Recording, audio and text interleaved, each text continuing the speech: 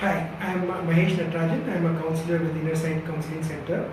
And today I'm on this Facebook Live event with White Swan Foundation talking about body image, sexuality, and adolescence. To start off, let's just talk about when do we actually start having these things called body image? When do people develop these things? The first thing is, of course, notice that babies don't have any idea of body image. Any infant, irrespective of their color, their body shape, the size of their fingers or the color of their eyes, all babies are perfectly content in their own bodies and naturally curious about the world around them. So there's nothing like body image for an infant. It's only socialized concept of what it is and how it is, both from family and from everybody around them. The idea of body image itself starts fairly early though, even as young as 3-4 years old, based on how children perceive themselves being received by people around them, both in terms of family and in terms of their other children in the play school or anywhere else. A common thing in India, of course, is skin color. We start with how black one is or fair one is, or any of those things become such a big part of an early self-image that a child creates for themselves. So maybe about 3-4 years old, the child starts to become conscious of who they are in their body and how their body is shaped. But beyond that, actual sense of body image starts right through and gets really, really enhanced only at puberty. Till then, children are still able to kind of deal with their own selves. Even children with disabilities, for example, are able to actually manage their own selves quite well. They don't really have too much of an image issue or too much of a self-concept issue. So essentially, what we're really trying to say is that body image is a socialized concept, not such a naturally felt concept. On the other hand, sexuality is a very natural, self-perceived notion of their own selves. Gender is something which is self-perceived and something which children are beginning to become aware of even as young as 3-4 years old. Now, the reason I'm bringing up both of these things is that many times body image works so closely with one's own ideas of one's own gender and one's own sexuality, and of course one's degree of ability as well. Okay, so that's really the first question. And I've been given like a list of questions from people who've already written in to the Facebook Live event. So I'm going to go ahead and start with the second question. The question goes, why does it become more stressful during puberty? Now, puberty is very, very stressful for any person. And the thing is that irrespective of what your body has been before, puberty makes it a whole lot different. Everything changes in your body. Hair starts sprouting, sometimes in places that you didn't imagine you would have hair before that. Things start changing, there's body shape is changing, you're putting on weight, your bone structure is changing, everything is different. Now, the idea of how you talk a child through puberty and body changes is rarely done in India. Their children go through puberty without having much of a clue as to what's happening in their body. I know from my personal experience, I was horrified when I saw hair sprout out of my armpits. I didn't really expect that at all. And this was when I was in 7th standard. And that kind of a difference for somebody is quite severe. Now think of it as, especially for people with differences in gender, for example. A child who's growing up in a boy's body and feeling like more of a feminine person, when their body starts sprouting hair, it can be extremely, extremely traumatic. And that can really lead into a fair degree of discomfort with their body. On the other hand, a person who's growing up in a girl's body but feeling like a man, when they start experiencing their breasts develop, it's one of the most horrifying events for themselves, especially if they develop early and develop much more than their classmates and others. Even if there is no gender issue, it can be quite hard for somebody because how bodies are seen by others actually change a lot of things for, especially for girls. For example, a child who's been like perfectly athletic, loved running around, loved dancing around, did all of that. When puberty strikes in and starts to develop, things start changing. She gets much more conscious of being noticed by boys around, and that starts to impact how she is physically. There are lots of things in terms of how she is athletic, for example, starts to change. So in India, especially where we don't have as much of a concept of safe spaces and other things, for many girls, the start of puberty puts a stop to many different activities, especially in terms of how they are physical, how they are athletic, how they dance, how they move around in public. So much changes because of puberty, and many of these changes are not even things that they were told to expect. Very basic things starts to change in terms of how you can be physical with people in the family. A child who used to sit on a father's lap now is told not to do that, and so many other things also start to impact the person's ability to just be themselves in their families and socially. All of this makes a massive impact on the kind of self-concept they have. It's extremely stressful for the child. So in addition to these two parts, the third part, which is actually also extremely stressful, is that by that time people are able to start getting aware of their own sexuality, their own attractiveness to other children around them or in general. And with the socialization of what is attractive, for many kids, for many children, the idea of what is their body and how attractive is their body or how their body should be begins to get really firmed up, and that's when you start really noticing self-talk, like I'm too thin, I'm too dark, I've got too much acne, my hair is not curly enough, my hair is not this, my teeth is not straight, my glasses, pretty much any part of their body can be found fault with. It's the rare child who's actually quite completely happy with their own body. And think of it as that, the contrast in 10 years, what's happened. A 3-year-old child that barely has any complaint about their body, irrespective of what kind of body they have. But at the same time, by the time they're 13, the degree of fault that they find with their own bodies is enormous. And we're not even talking of kids with like any kind of gender identity concerns for themselves. So this is extremely stressful, and that's really what we want to talk about. The third question, which I think we've talked about a little bit, how do body image and sexuality affect each other? Yes, the aspect of sexuality and body is so closely related to each other, right? I mean, for most of us, especially where people who are not visually impaired, how we see each other and how we perceive each other in terms of our physical appearance is one very core aspect of our sexuality. So we talk about body type, when we ask anybody what's your type, we're really talking about what kind of bodies they're attracted to, what kind of gender they're attracted to, and how those things play with each other. Now, for a kid who's growing through their teenage and discovering their own gender and discovering their own sexuality, their idea of who they are in their body and the kind of body they are attracted to, both are coming up. And that can be extremely challenging because, for example, if I'm a young person and I'm growing in a way that is very different from what others are growing around me, and I feel different about my own self, but my body is different, it can be extremely stressful. And the thing is that how kids react to their body and their sexuality can be quite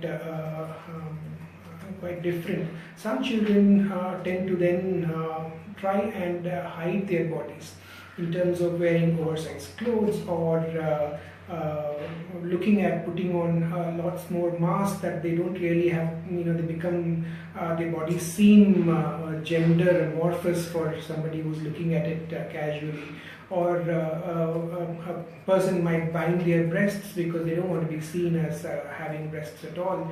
So a whole lot of other things can come up in terms of how a person deals with their body as the body changes and as they get comfortable with their sexuality. So hair is one important aspect of how people identify themselves, and as puberty gets going, people who don't want to be hairy or who see that hairiness is something which is a problem, then can resort to behaviors like pulling out their hairs or using other kinds of self-harming methods to actually kind of adapt their body or force their body into a certain type that they actually think is useful or is attractive to people around them. All of that behavior can be quite difficult for somebody to go through. On the other side, if a person is actually quite within the general typical range and is actually functioning within the generally accepted norms of society, even then body image tends to take a kind of a hit in terms of what they see as muscle to fat ratio, or their body mass index, or their height, or of course in puberty one of the main things that happens is in terms of acne and freckles, and what that leads to in terms of how they perceive themselves. By the time also, of course, all the children have lost their baby teeth and are on their permanent set, as to speak. So quite a number of them are on braces or on retainers, and that again affects how they see themselves or how they are seen by people around them. So sexuality and body image work in many different ways, both in terms of how they see their own body, their own sexuality, and how they relate to sexuality of others as well. Let me just give me a second, I'll pick up another question. Okay, to get my glasses on to read the questions. So on one hand, we hear comments about our bodies, and on the other, there is the idea that your teenage years aren't really the time for you to be focusing on how you look, that you should focus on studies, etc. What does this do to a teenager? It's an excellent question, and I think, I'll probably add on to the question that I already had in terms of how can parents talk to their kids about positive body image, and what impact do parents have about in terms of what they say and what they do. The funny thing is, all parents were teenagers once. They do remember in some way as to what it was for them when they were 14, 15, 16 years old. And yet when we are parents ourselves, we tend to kind of forget about everything and act exactly as if we were our own parents and our own grandparents and great-grandparents, telling them we have to focus on studies and the body isn't important, etc. When really for a teenager, at that time, body is something that's extremely powerful. The sensation of the body changing oftentimes is so powerful that it, if not addressed, it kind of takes over, and it leaves a child in a state of wonderment as to what's going on. And if parents can't engage with the child as their body changes, the child then of course looks outside for ways to engage with their body. So to the question saying that if your comments about our bodies, that yes, certainly you're hearing comments about your bodies from everybody around, classmates, teachers, family, everybody. And yes, you are hearing also pressure about performing in studies and school and exams. Right now, of course, we just finished the exam season, so for many kids that's an extremely stressful time. So what this does to a teenager is they lose trust in the parents, or they lose the idea that parents can really connect with them. So even though there is affection and there is trust, there is a certain degree of distance that comes between the family and the child, and that distance becomes more and more pronounced as the child goes through their puberty, and recognize that parents are not equipped to talk to them about any of these things. So a certain part of the teenager's life becomes secret, it becomes separate, and then 3-4 years later parents wake up and say, oh, my kid doesn't speak to me anymore. Obviously doesn't speak to you anymore because you haven't spoken to them for a few years about what is really important for the child, or what the child is actually concerned about. So the obvious answer then is that please engage with each other as a family in terms of what is real for the child.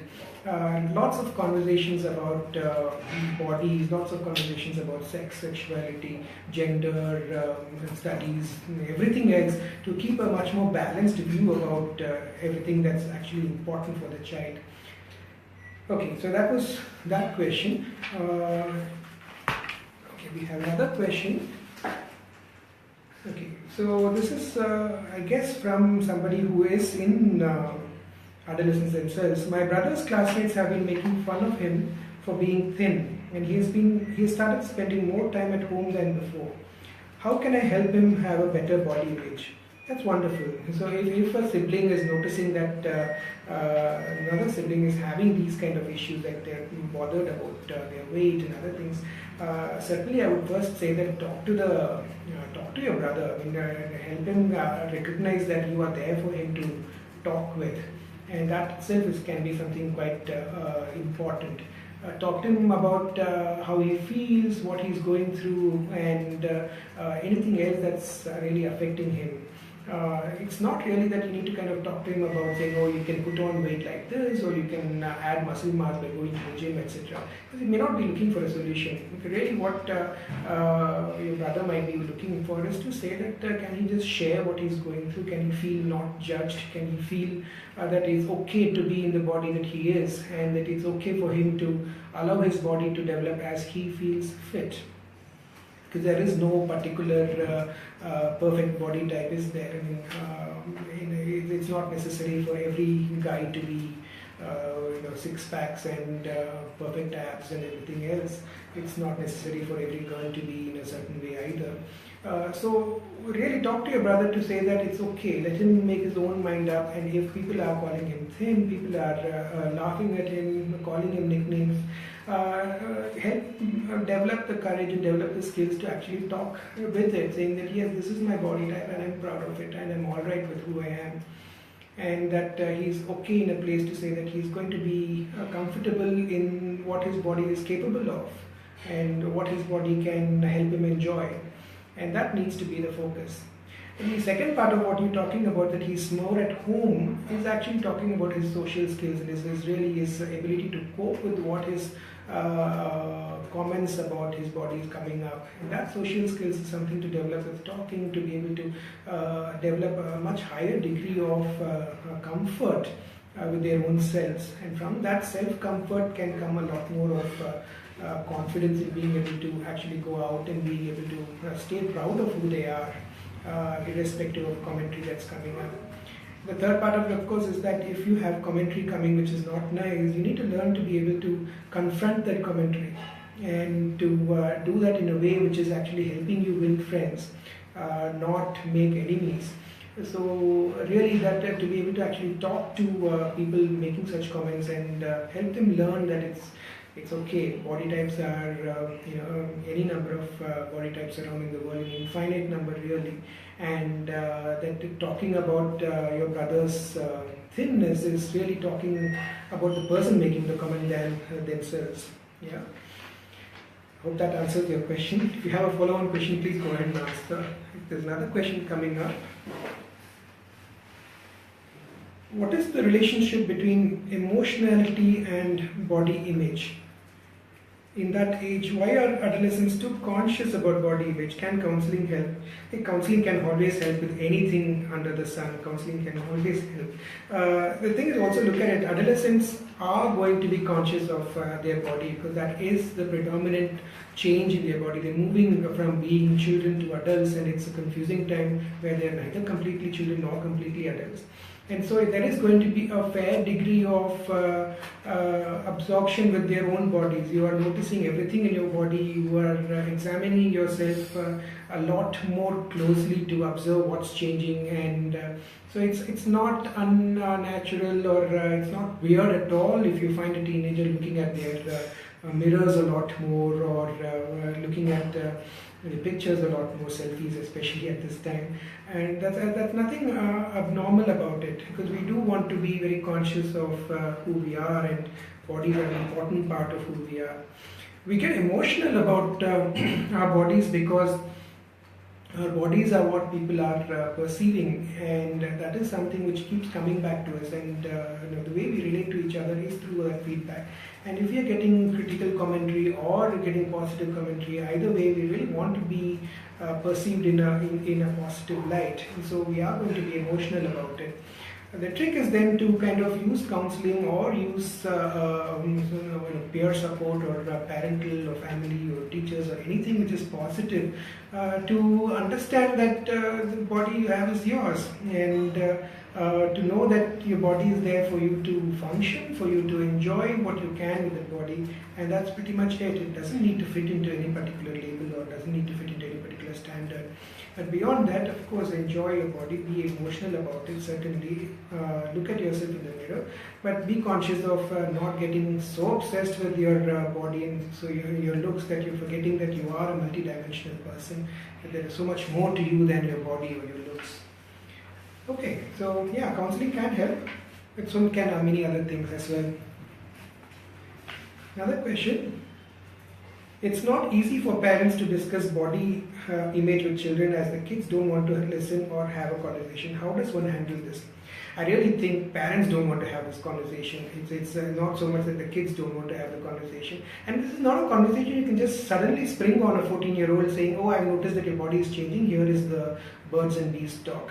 So parents need to actually be able to engage with their children right from the outset on what is the body and how things are shaping up right from the beginning, and talk about all genders to everybody. Talk to boys about girls, and if you are able to talk to your young children that genders is not just boys and girls, there are transgender children, there are other gender expressions even at a very young age, to allow for children to naturally empathize with each other beyond the social constructs of pink is for girls and blue is for boys and anything else actually. So it's certainly not easy for parents to discuss body with children. Forget about body image. So if you want to help your child with body image, you need to actually have started talking about body and sexuality from a very early age with your children. And even if you haven't, nothing is lost, you can still make up for it. You can, to the earlier question, you can certainly use counseling to help you learn about how you can talk with your children. There are a couple of wonderful books. The Darshi website, TARSHI, has a few books on the subject, the orange book, the yellow book, which actually can be a great tool for any parent to talk about body, sexuality, body image. And learn about it for themselves and to have a conversation with their children. Again, if you've never had conversations with your children about anything related to their body, then you need to educate yourself first. That's important. So again, kids won't want to have a conversation with you about anything if they already perceive that you are not really open to hearing them and their views on that. So a lot of this is really about engendering open communication possibility in the household, for kids to have space to be able to talk about anything on their mind without feeling judged, kids to have names for things, so they should be able to say penis or vulva or any of that without feeling any particular shame or guilt about it. I do hope that comes up. Of course, still it's something which we are way behind in terms of being able to talk about body and sexuality with children. Again, think about it even from a very young age, right? If it's very normal it's not abnormal at all for a child to recognize some degree of body pleasure even as young as 5-6 years old. So you will find children rubbing against sofas or rubbing against chairs or something else and looking as if they are having fun but not sure why they are having fun, why they are enjoying that particular motion.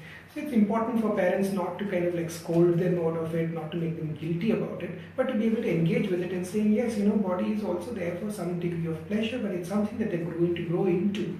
And then to talk to them about privacy, then to talk to them about consent.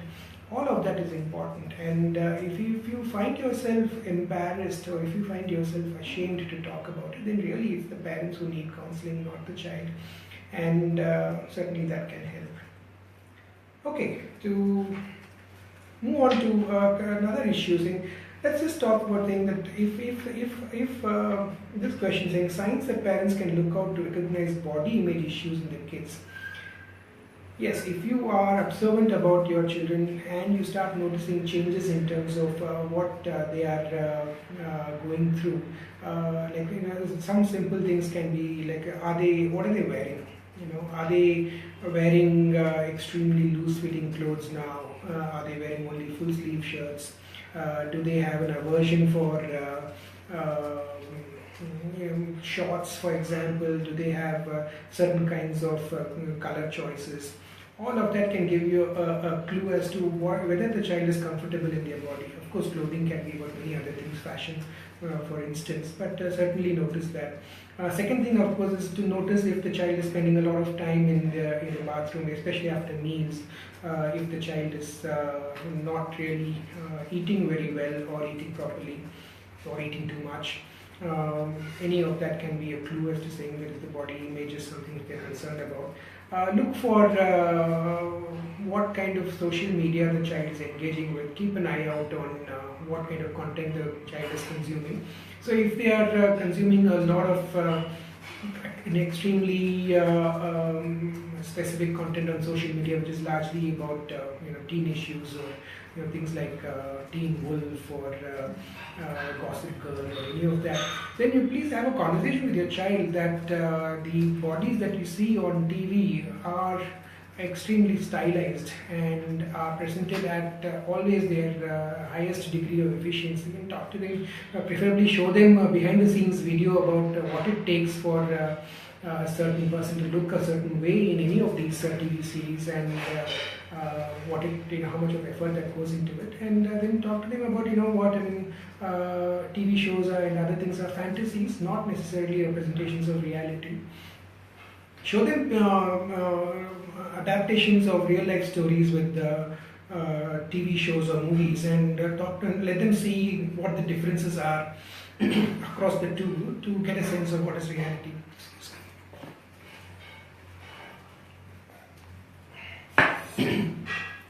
So, lots of signs to look out for, and I don't want you to stalk your children's social media. Of course, that would be odd. I mean, it's if your child is accepting you on Facebook as a friend, please do respect that and don't stalk and see if what the child is doing. They are going to pick it up and then create other accounts which are secret and not known to you.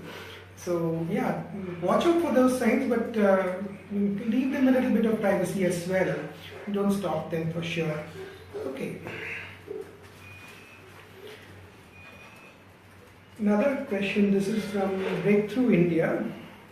There is a lot of information that adolescents access in the online space. A lot of the interactions and engagements in the online space has an effect on how they perceive their body. How can adolescents cope with this? Yes, certainly an enormous amount of information online. Some of it absolutely great and some of it is horrendous as hell. Yet the information that the adolescents access, if you kind of work with them on being able to use this information logically and use parental guidance in terms of how to digest this information, how to use this information, and you can continue to hold it support for them as they grow into their adolescence. Now the thing is that if you take self-harm for example, there is enormous information on what it takes to hurt oneself, and at the same time there is a great number of support groups online, a great number of support services both on things like Facebook and other places, and general websites, Butterfly Project for example. It's really helpful for a teenager going through body image issues or going through an emotional churn to be able to connect with resources, especially when they can't connect with their own families or their friends for the same issue. So it's I don't want to paint the online space with a tar brush and say that it's extremely horrible, but we certainly need to be able to guide people into resources that are useful, resources that are excellent. Like the show 13 Reasons Why, for example, it's generated a lot of conversation among teenagers about body image, sexuality, self-harm, suicide, and everything else that teenagers are going through. And if you're able to use that online space, and 13 Reasons Why has a website called 13reasonswhy.com as well, which then links up to a lot of information, curated information on bodies, changes, teenage issues, sexuality, and a whole lot of things around there. So it's really on how you are actually engaging with the online space. And face it, it is the reality. We are in an information era, and it's going to last our lifetime and much longer. So the other part of it is that the online space actually has a lot more venues and lot more possibilities for somebody to look at their body image. I mean, if it was only mainstream media, it was a lot more stylized, a lot more particular, a certain kind of body image was always there. In the online space though, you do have space for every kind of body to exist, every kind of place to actually have a certain degree of pride and privilege. LGBT teens have a very supportive online space which they may not experience in real life. So to actually then guide into that supportive space and to keep children safe from cyberbullying or cyber harassment is extremely important. There are lots of resources to actually support for that, especially in other countries. In India, there is a fair degree of support through the legal cells on cyberbullying and other things. But the social support is important. Now, the other part of it is that the online space also comes along with Snapchat and other things, and a large degree of adolescents do sext a lot. To be able to actually talk about sexting in a responsible way and to talk about the dangers of having pictures of your body floating around in the internet is something which is extremely important. We've seen children as young as 12, 13 get into that pressure of sharing nudes with their friends or classmates through Snapchats and other things, and then finding that the image is kind of gone around. That is a very dangerous place, and that's certainly something to kind of watch out for and help your child navigate. Okay, another question. Oh, this is quite big. If there is a kid who suddenly encounters an acid attack during teenage, what could be the impact and how can one talk to them? Yeah. So anything that is disfiguring and certainly something which is so vicious and hurtful like an acid attack changes a whole lot of things for the person, right? I mean, irrespective of the age. But at adolescence, it certainly damages how you feel about yourself, how you think about the world, how safe do you feel in the world, and a number of other ways in which you are actually reacting to the world. In India, with so much of the misogyny present, kids do have that sense of entitlement, if you will, that in movies, the way we've had some movies like Ranjana, encourage a certain kind of stalking, a certain kind of pushing through an agenda. So we've had we have a number of teenage kids who had acid attacks or had other kind of disfigurement, and it's extremely serious. And certainly we would want children like that to actively be in counseling if they can access counseling to help them be able to deal with the trauma of the attack itself, and also to ensure that they are able to cope with what it has left them with. In terms of is there any permanent damage, is there any corrective spaces, and then to again rebuild trust, rebuild ability to connect with the world and connect with spaces that they can actually work with. Now, body image is already something which is sensitive, and if you had any kind of disfigurement through an acid attack, and to stretch it further through accidents or illnesses which have left you with certain disabilities or disfigurements, it can lead to much more need for being able to help through that coping. It's very different if if you never had any of these issues, but if you encountered that, especially nobody really anticipates an acid attack, do they? It's always sudden, it's always like unexpected, and it's always an assault. And while the legal parts of it will take its own course, the emotional aspects certainly do need attention, and for the child to be able to cope with the trauma, develop coping skills for their social life, rebuild trust in their ability to engage with the world, counseling can certainly help. Okay. I don't know if I'm going at too fast a pace, but questions are coming in, so I'm going to continue as quickly as I can. This, I guess, is a little different. How can you help a child be prepared for the comments that they are very likely to hear outside the home, especially if they don't fit into the popular ideas of what good looks are? Okay, so this, I think I'll add a certain, an earlier question of which I got and saying, what can parents do for children to develop a healthy sense of their self? And there was a wonderful meme which was going around the internet on the 5 things you can tell your girls other than you're pretty or you're beautiful.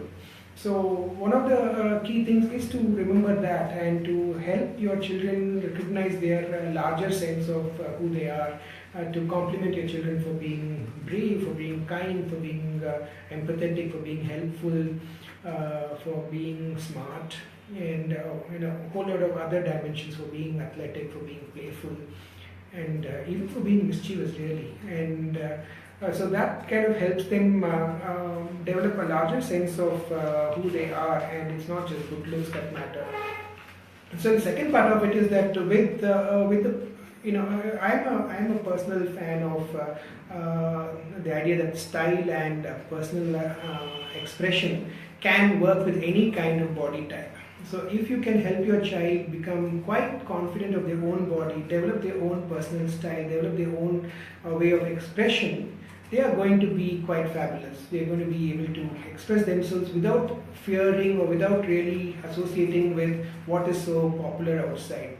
So and I think shows like Project Runway kind of help in that a little bit, because you can see that there are different kinds of people. They're all stylish, and nobody, irrespective of how what's their body weight, what's their body type, their gender, anything else, they can look quite great, and they can be quite fascinating as people.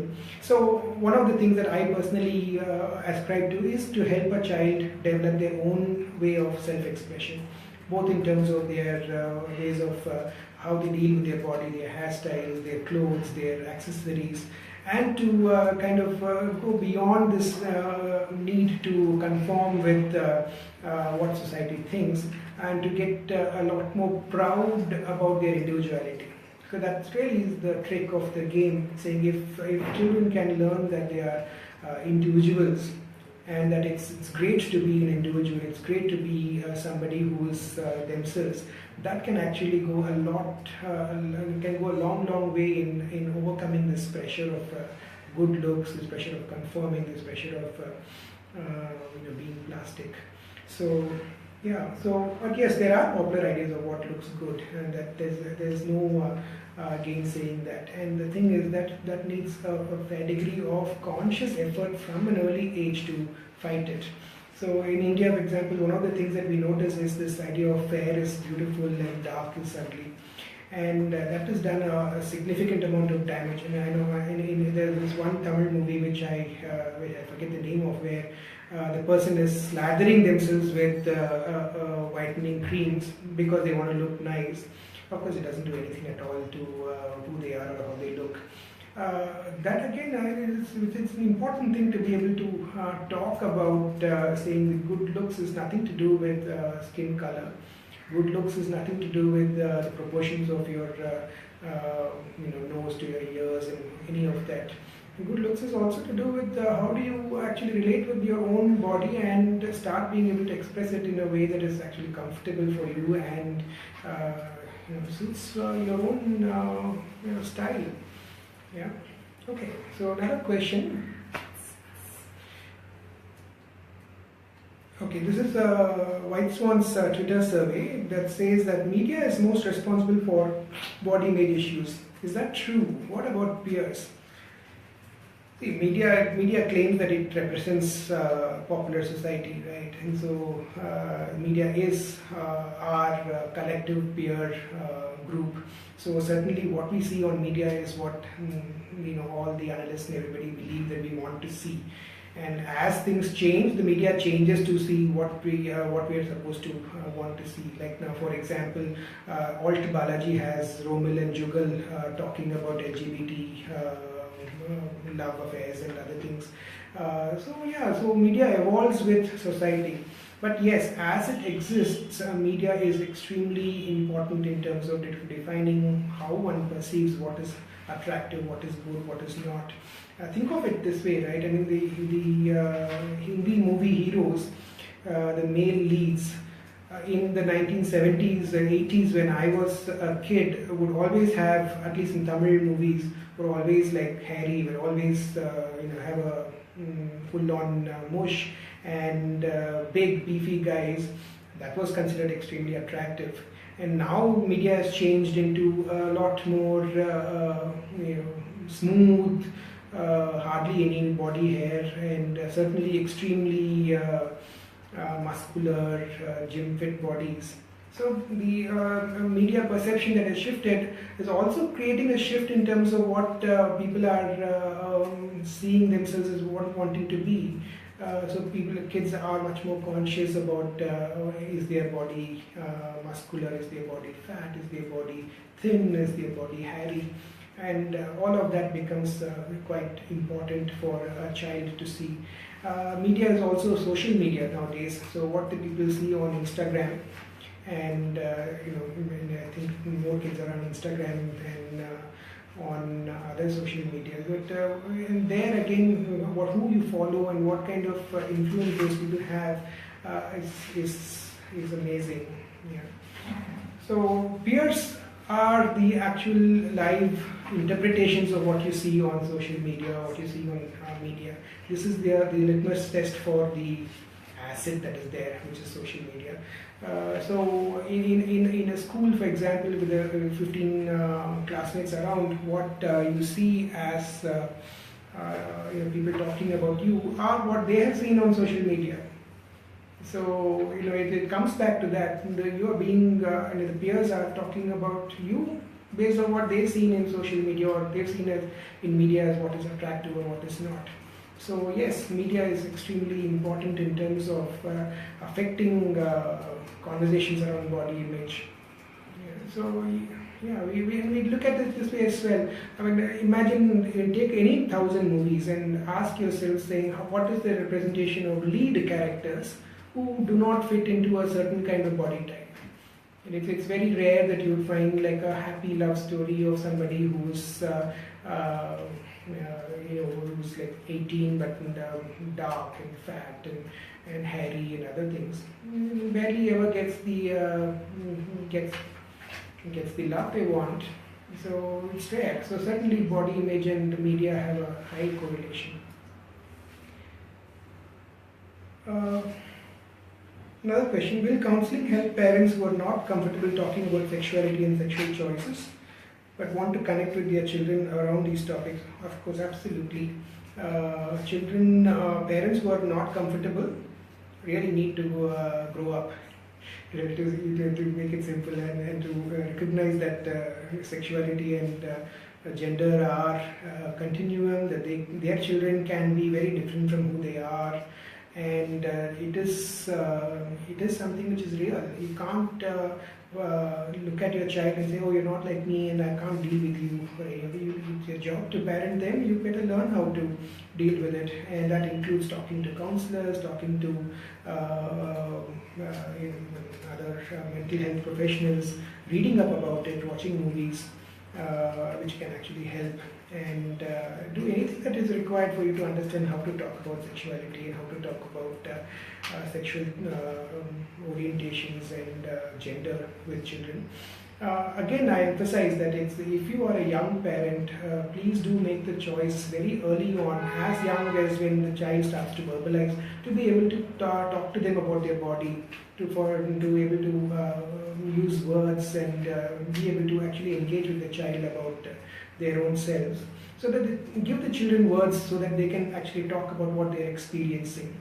And that then allows you to have the space when they are in adolescence to talk about sexuality and other aspects.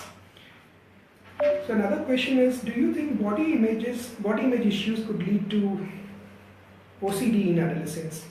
See, any of these anxiety-related disorders are primarily oriented in some kind of anxiety, and body image can create a fair degree of anxiety. So, if a child is unable to cope with the body image issues, certainly how they cope with that anxiety can lead to some degree of compulsive behavior or obsessive thoughts about who they are and how they react to that perception of themselves. Again, in many ways, puberty and adolescence is kind of a trigger point for many of these issues to come up, and therefore you do find a number of eating disorders, a number of anxiety-related issues like OCD can start appearing in teenage in puberty. So a parent or a caregiver who's able to observe their children and is concerned parent is able to kind of notice that there is an anxiety building up much before it starts to develop into any kind of an anxiety disorder. So as with anything else, if you can tackle these issues early on, you can help the person much faster, heal much earlier, and move forward much more quickly. So counseling can help very early on, and of course if it has developed into a larger scale disorder, certainly take them to a psychiatrist or a clinical psychologist to then attach to look at what is the issue there and attack that anxiety with some other therapy and medication if needed. So it's not that it's necessarily can lead to, but there is a correlation of some kind to body image and anxiety and OCD. Another question, if, this is an interesting question, if there's an adolescent who is not bothered about body image at all, can that be worrisome? Like in the sense, if they are absolutely unconcerned about what is their body like, they don't care if they have had a bath, if they don't care if they've had a shave, they don't care what they are wearing, certainly you need to have a conversation that their body is an important part of who they are. It's important to engage with them. If that continues, then it does certainly something to worry about or something to think about, saying what is going on. Is this child able to actually relate to their own body at all? Right? And for again, like what I talked about earlier, children who have gender issues may also experience a certain degree of complete denial of their own body or disinterest in their own body, and that can come across in many ways. It need not be explosive, need not be anything, and it certainly can be complete disinterest in their body, saying, waiting and watching, saying, let me just go through this, and when I'm an adult, I'll take care of myself, hopefully. Or in some other senses as well. So if your child has absolutely no interest in their body, don't exhibit any curiosity about what's happening to their own body. Have a conversation saying, are you okay? Are you okay in your body? Do you feel comfortable in the body that you have? Is there anything that you wish was different about your body? And have conversations about that. Some of it may be just simply that they are actually comfortable but they don't care about social norms. In that case, fine. But if there's something else, then certainly attend to it.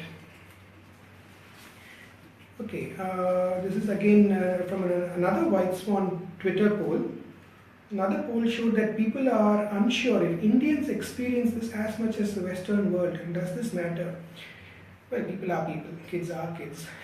So whether you are in India or in Indiana, you are going to experience a fair degree of issues around body and other things.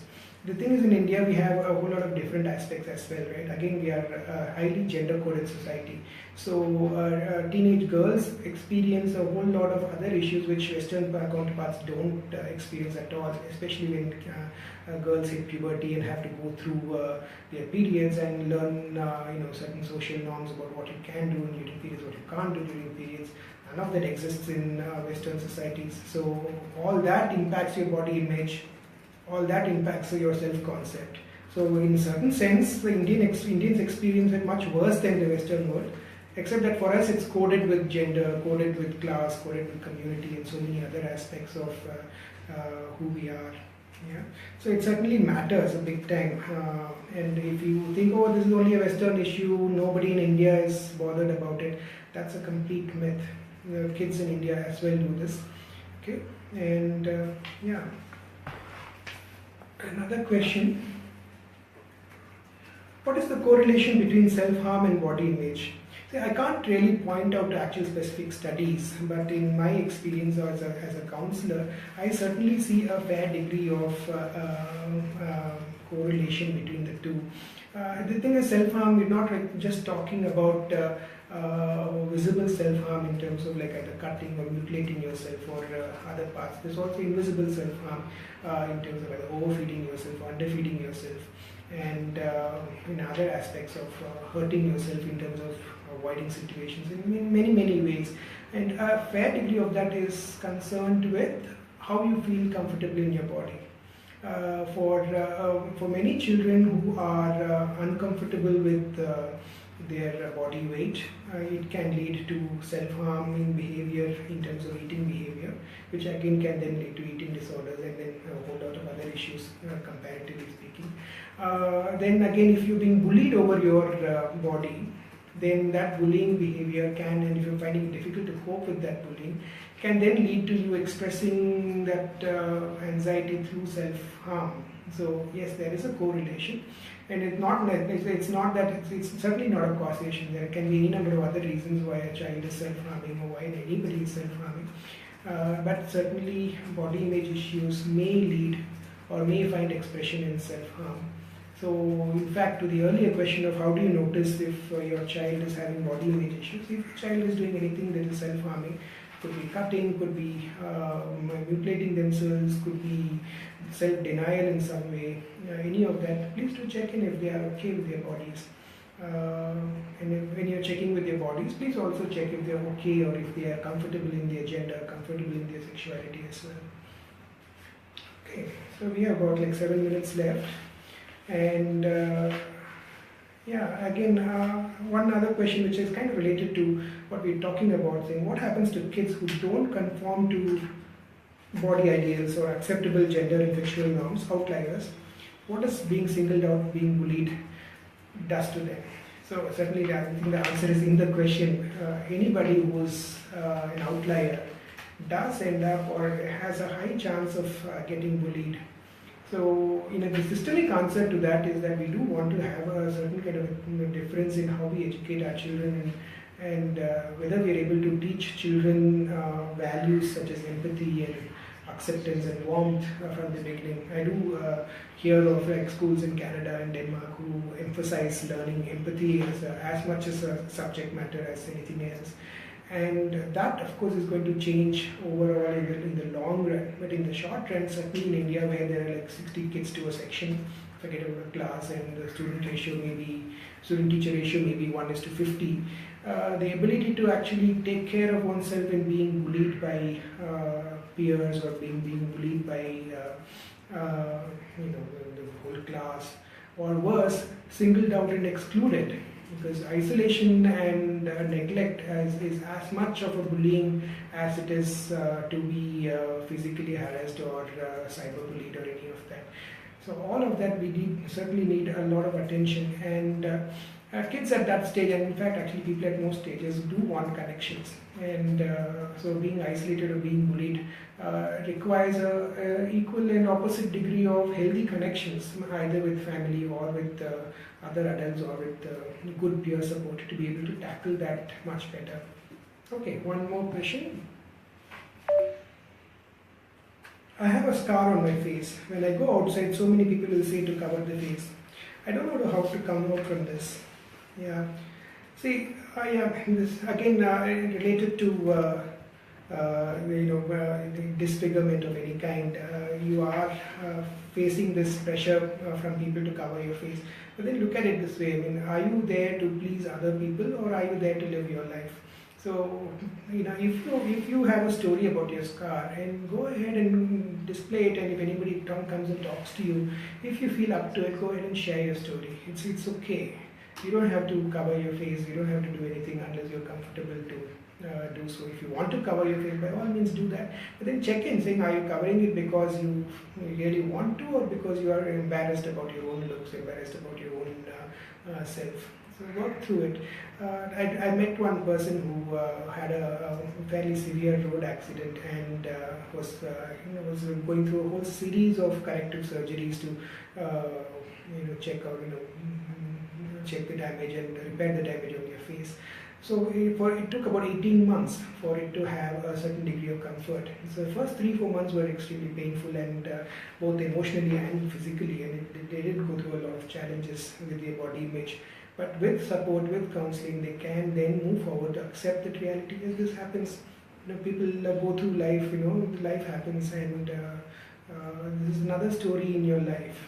So accept that, and if you're able to talk through it as a story in your life, move forward, that's okay.